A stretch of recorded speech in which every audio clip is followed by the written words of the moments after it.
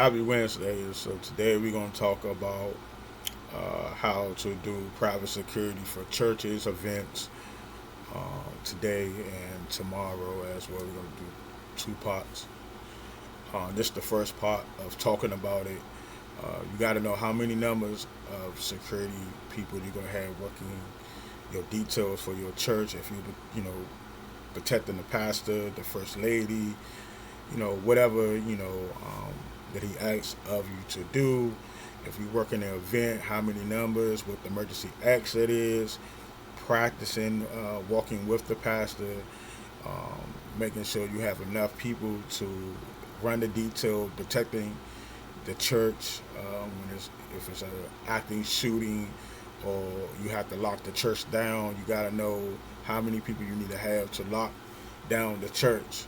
A lot of times I'm on social media, I see a lot of pastors say they have a security team or a security person who's working with them. If you're standing there, you're fizzling with your hands, you're not paying attention, you're not scanning the sanctuary, you're not scanning the lobby, you're not scanning to see who can be a threat. You don't know, because that person, these people doesn't have to walk through a metal detector to come into church. You can see on social media a lot of churches in different places had a lot of active shooting. People mentally, mind is not there because they have something going on with them. They dealing with a lot of issues. Even if it's at an event, a concert, club. Um, like I said, I've been 20 years in plus in law enforcement, whether doing security for the club, private events, major events, concerts, artists, um, you know, pastors. I done it. You have to know how to communicate with the team that you have. Uh, I'm going to be doing a lot of, if reaching out, I can, I'm put my email out if you need me to come and show you how to do executive protection for pastors, artists, uh, in events. You just got to know the numbers. You got to know the emergency. You got to have a person who's like certified with CPR, first aid, stuff like that. So you got to have, you have to have a certain amount of numbers of people on your team to help do this work because it's not easy, but because you're responsible for a lot of people, especially in a church. You got kids, toddlers, people with families, doesn't not have not ever been in a situation where it's a high threat.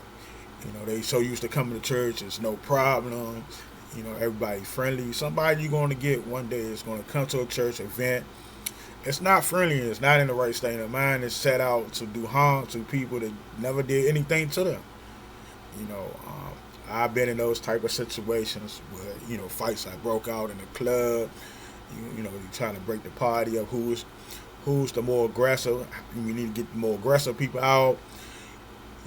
The victims, we need to calm them down because they want to get back. Their pride is in the way. They want to fight. So much stuff that you can be trained on and practice and practice and practice. And, I never can say enough of practice. I never can say enough of communication because those things goes a long way and help you in the long run at the end of the day. Because at the end of the day, we live in a time where something go wrong, person get injured, get hurt, God forbid, may pass away from the injuries of the situation, and they want to sue. So a lot of the churches, need to get walkie talkies so you can be able to communicate. You ain't gonna have time to pick up no phone and say, "Hey, such and such is coming to the sanctuary. Hey, such and such coming towards the stage. Hey, you need to be aware of that." When you got a walkie-talkie and you be able to communicate, um, just letting them know, having an earpiece. You don't have to have them everybody hear what's said because it's going to send a panic. When people panic, they don't know what to do in an emergency situation. We live in a time where people do not prepare for emergency situations anymore compared back. in the day of the 70s and the 80s and the 90s in the early 2000s. Now we so relaxed, ain't nothing gonna happen. Look at all these storms. Look at all this active shooting going on. Kids are missing. You know, does not practice this type of things when it comes to emergency. You know, we don't have a lot of programs on TV anymore, like Rescue 911 used to. You know, back in the early 90s, it would teach you how to be prepared for emergency situation, how to dial 911 right away. Yes, we have that programmed on our phone. You dial 911 and automatically goes straight to the dispatch. But you don't have time. If you don't have that person to be able to do that right then and there, and you don't have the communication, it's very hard. So I'm definitely going to be putting out my email just in case some churches or events want me to help, show them how to set up their events or whatever their function might be. It can be a church gathering where they having stuff for the kids, going back to school, just in general events like far as concerts, small venues, big venues, working with an artist, how could I help them improve doing protection more better. You get somebody that got experience and can show the next generation how to do it properly and right, man, you can't never go wrong. I was taught like that, even when I started out, doing clubs, the veterans. You couldn't reach the next level until you learned from the veterans. The veterans taught you how to be humble and how to do it right. Do it the right way, you get it done. You have no mistakes. When you do it the wrong way, you have a lot of mistakes and a lot of people trying to sue you for, whatever the issue might be.